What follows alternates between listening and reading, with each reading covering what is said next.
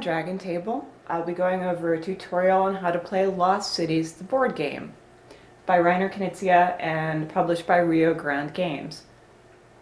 Most people are familiar with the two-player card game version of Lost Cities that came out in 1999, and it's a very popular game.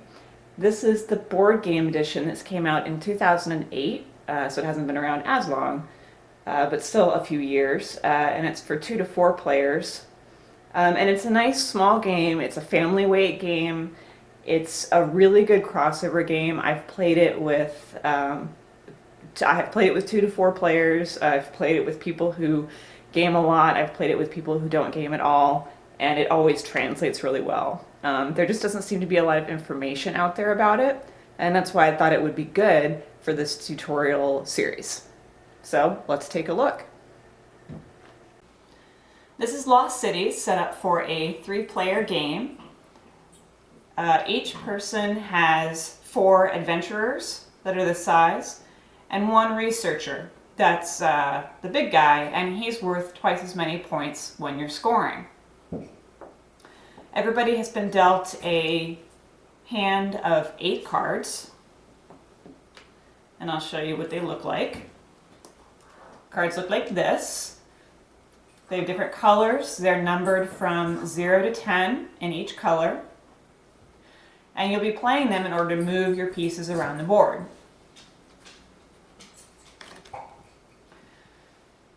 I've also randomly placed these action tiles out on the board by flipping them over, mixing them all up, putting them all out, and then re-flipping them back over again.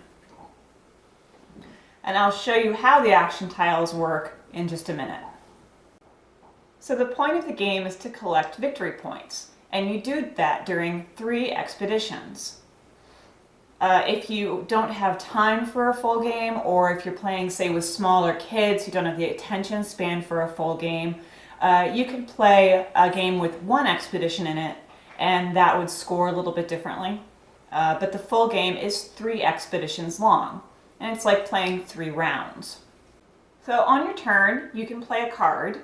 And let's say I want to play an orange 0. That would then allow me to place a guy out on that path.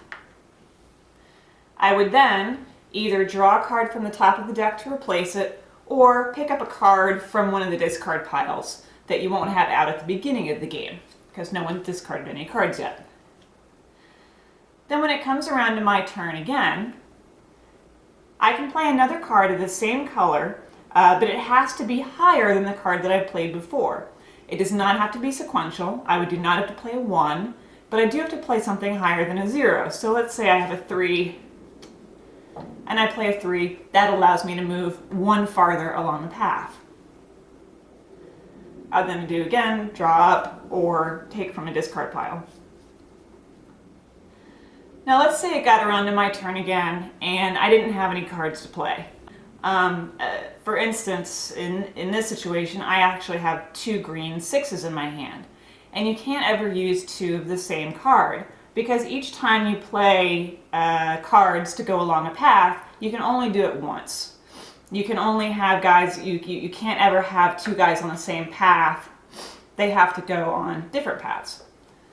So this duplicate 6 doesn't do me any good. If I don't have a card that's really worth playing, what I can do is say I'm going to discard.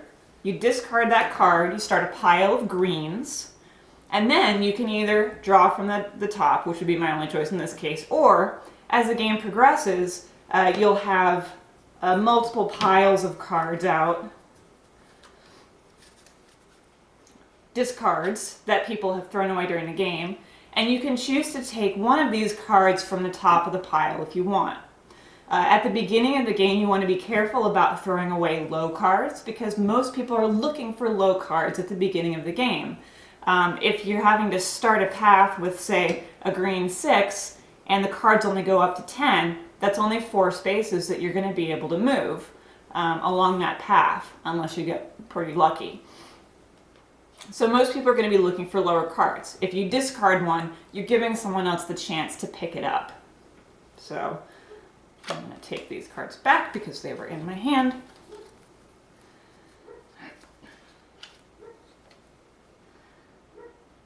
But let's say, it comes around to my turn again and I want to start down a different path. So I'm going to send out my big guy. And I can start him on yellow with a 2 because it's fairly low. I have a decent chance of being able to continue down along the path throughout the game.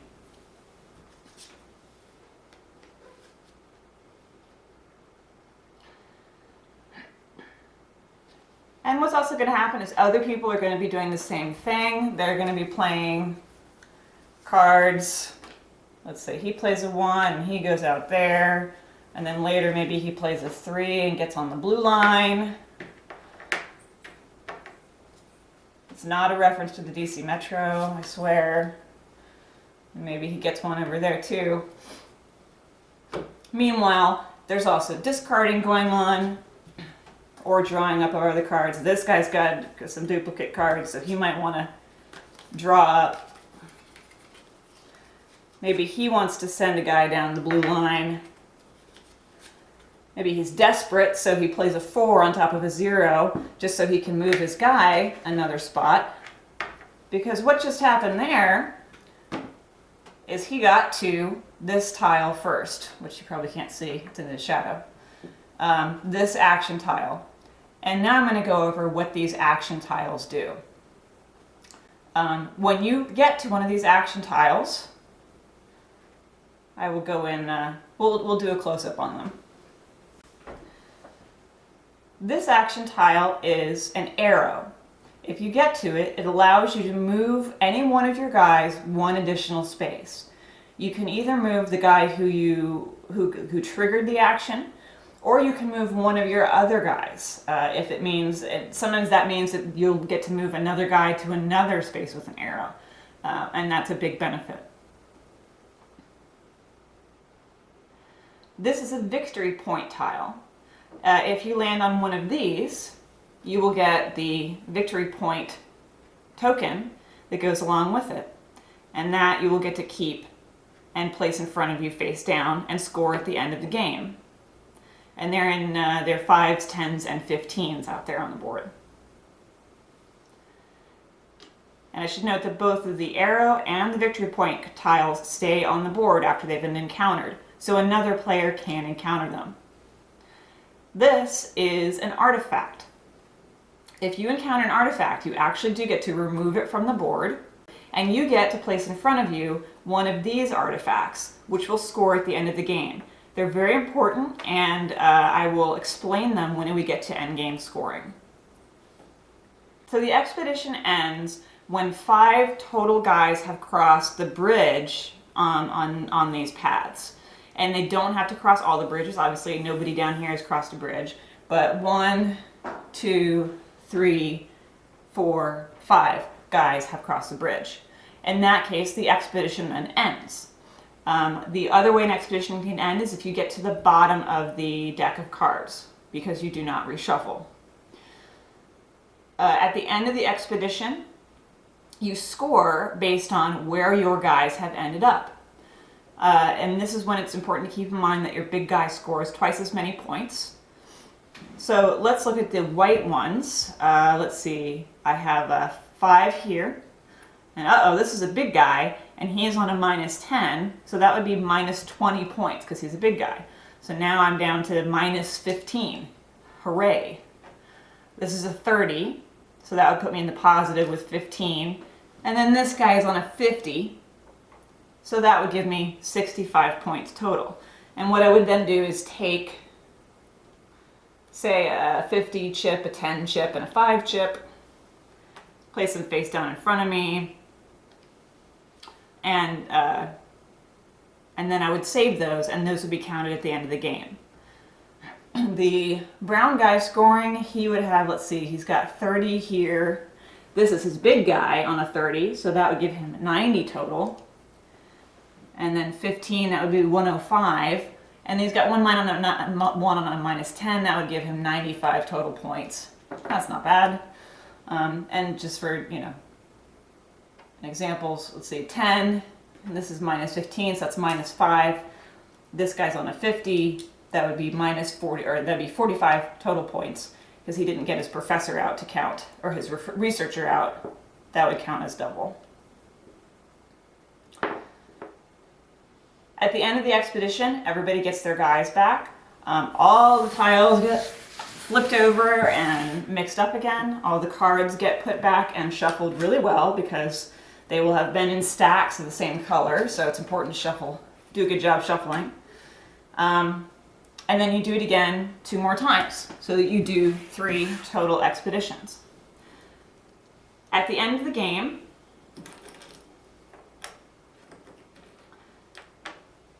unlike some other games out there where there's a lot of endgame scoring, this has very little endgame scoring. What you do is let's say I've collected a bunch of these guys during my 3 expeditions. You count what's in front of you, your yellow chips, you flip them all over and count them, and you get that many points. And then you look at how many artifacts you have. This short little track here is how you score artifacts if you're playing a short game, the 1 expedition game. If you're playing a full game with 3 expeditions, you use this track to score your artifacts at the end of the game. Now in this circumstance, I grabbed 5, and 5 artifacts gets me 0 points. So I break even. This is the bare minimum that you are expected to do as a adventuring archaeologist type, apparently. If you have 0 relic, you get minus 50 points. Congratulations, you're a terrible archaeologist. So you don't actually start scoring points until you've collected at least 6 relics during the course of the 3 expeditions, in which case you get 30 points, and then that continually goes up. If you have 10 artifacts, you get 75 points, and so on. So you can score a lot of points at the end of the game if you've managed to collect relics. And you'll be able to plan for that because they are going to be face up on the different paths. They are going to get picked up. Whoever gets to it's a little bit of a race because whoever gets to them first gets to take them off the board.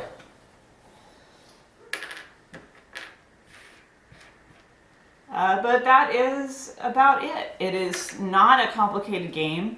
Anybody can play it. It will take you less than an hour, including explaining it. Basically, if you can count from 0 to 10, you can play this game. It's really that simple. There's a little bit of strategizing that goes on with your cards to try and make sure that you maximize your point value. And I should also mention, during your expeditions, you don't have to put all your guys out. Obviously, when I was doing the final scoring, or not when I was doing the expedition scoring, this guy only had 3 of his guys out, and that's fine. Sometimes you don't want to put all of your guys out because one of them might end up stuck in a negative spot. So you're just trying to maximize your points. Sometimes that means not all of your guys get out, but usually you get your researcher out because he counts twice as much. But that's about it. That is Lost Cities, the board game. Simple, easy. I hope you have fun playing it, and thanks for visiting the Dragon Table. I will see you next time.